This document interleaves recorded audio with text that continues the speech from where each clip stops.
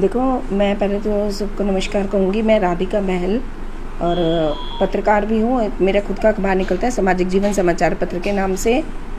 अगर आप आरोप की बात कर रहे हैं जो भी है, तो एक्चुअल में क्या है, 17 तारीख की बात है। 17 तारीख को हम इनके निवास पर गए थे, जो कि वहाँ पे सारे कुछ हमारे पत्रकार भाई और इनके गांव के लोग बैठे हुए थे।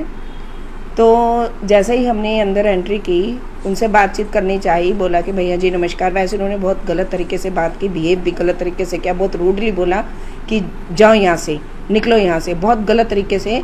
जो मैं सामने, अब मैं आपको क्या बताऊं, जिसकी कंप्लेंट मैंने एक डीसी साहब को और निर्वाचन आयोग को कर रखी है, जो कि 17 तारीख को मैंने 12 बजे के करीब ही कर दी थी, जिसका प्रोसीजर अभी सारा चल रहा है।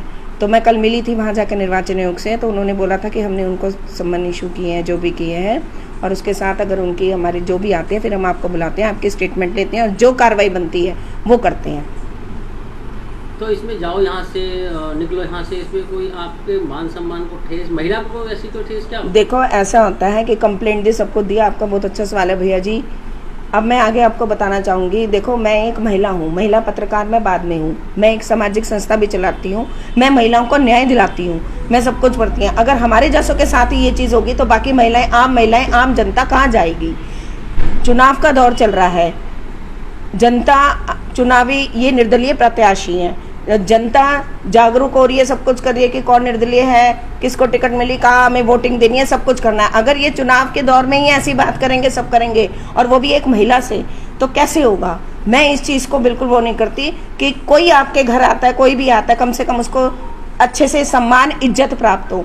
जब मैं वहाँ पे गई तो सारे हमारे पत्रकार भाई और भी भाई जो बुजुर्ग थे वहाँ पे सब बैठे हुए थे, तो उनके सामने थोड़ा सा हमें भी मानहानि हुई है, हमें ठेस पहुँची है कि नैनपाल रावत जी ने इस तरीके से जो बात की है कि निकलो यहाँ से, जाओ यहाँ से, वो मुझे बहुत ठेस पहुँची है, जो कि इनको नहीं बोलना चाहिए था। जिनको बात करने की मैनर्स, जिसको जो संस्कार बोले जाते हैं, वो अब पता नहीं इनमें है या नहीं है, लेकिन हमें गलत लगा, वो मैंने अब इनकी कंप्लेंट दे दी। कहाँ दी है कंप्लेंट, क्या मांग? डीसी साहब को दी है मैंने कंप्लेंट, और मैंने ये निर्वाचन आयोग को भी दी है, जिसमें मैं कल गई थी।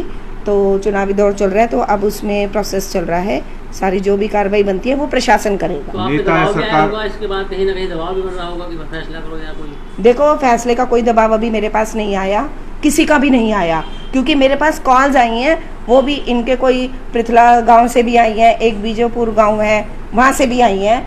तो जिन्होंने मेरे से बातचीत की है, चाहे वो बुजुर्ग हैं, चाहे वो हमारे भाई हैं, चाहे वो जो भी हैं, उन्होंने हमेशा यही बोला इनके लिए कि ये बहुत बदतमीज आदमी है, जिनका मैं आपको सबूत प्रूफ दे सकती हूँ।